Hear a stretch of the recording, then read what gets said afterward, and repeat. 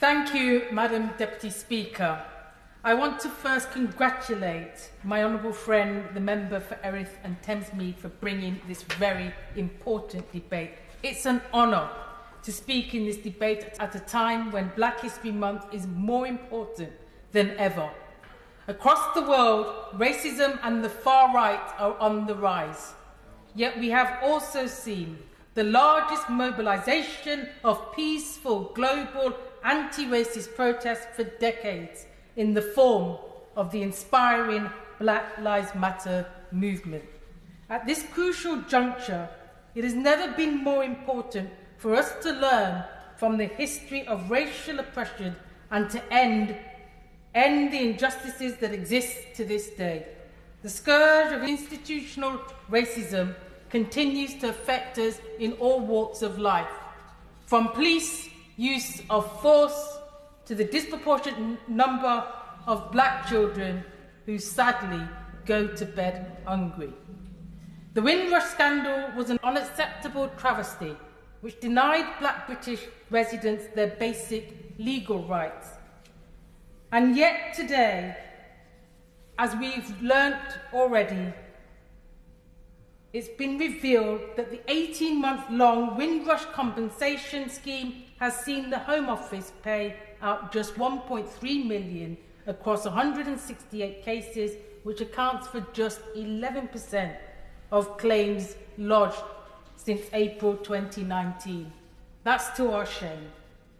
The official inquiry into the scandal concluded that it was caused by institutional failures to understand race and racism. If recent events are anything to go by, the government still has not yet learned any lessons from this scandal. During the Black Lives Matter movement, we've rightly seen renewed calls for our schools to teach the true brutal history of the British Empire and the legacy of imperialism, colonialism, slavery and racism, which continue today to have a generational impact.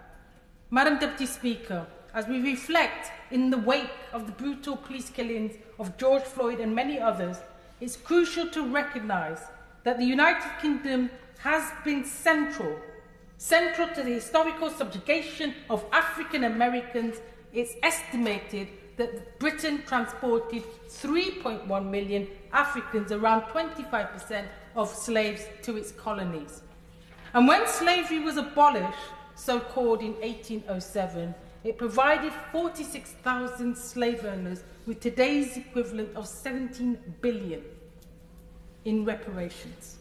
The British government only paid off its obligations to former slave-owning families and organisations in 2015, and so therefore until then, Black British taxpayers have been paying to compensate those that imprisoned our ancestors. The brutality of modern racism cannot be separated from this history. Yet still I stand here today, and there will be many watching through my eyes the treatment of me as a Black woman. Despite the inequalities and blatant racism we continue to face to this day, it is crucial for Black young people in particular to be proud and celebrate our history and our unique contribution to civilization, as well as the many discoveries and inventions made by Black people.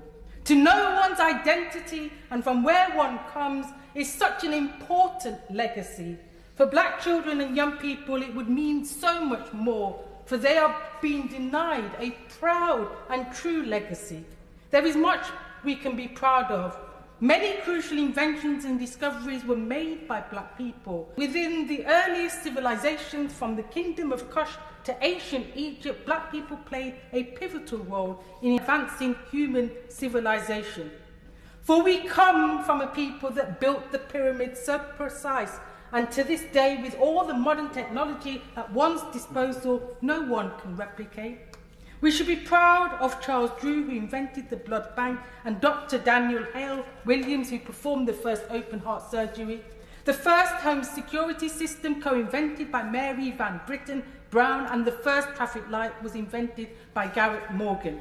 The most used microphone was co-invented by James E. West, and the carbon light bulb filament was invented by Lewis Latimer. And we should know, shouldn't we, that Britain is our country. We were here from the beginning. We can trace ourselves back 10,000 years or more to the first inhabitants of the British Isle. And so, Madam Deputy Speaker, our role is not to look in the mirror and simply replicate what we see. We are not here to bequeath a future worse than that which was bequeathed to us. Our role is to look in the mirror and correct what we see. Black history reminds us of who we are and from where we came. But our role is to make history. Let us resolve for our proud history to be taught all year round, and let us fight for a fairer future in which this important month will no longer be necessary, and to transform Black Lives Matter into an everyday reality. Thank you, Madam Deputy Speaker.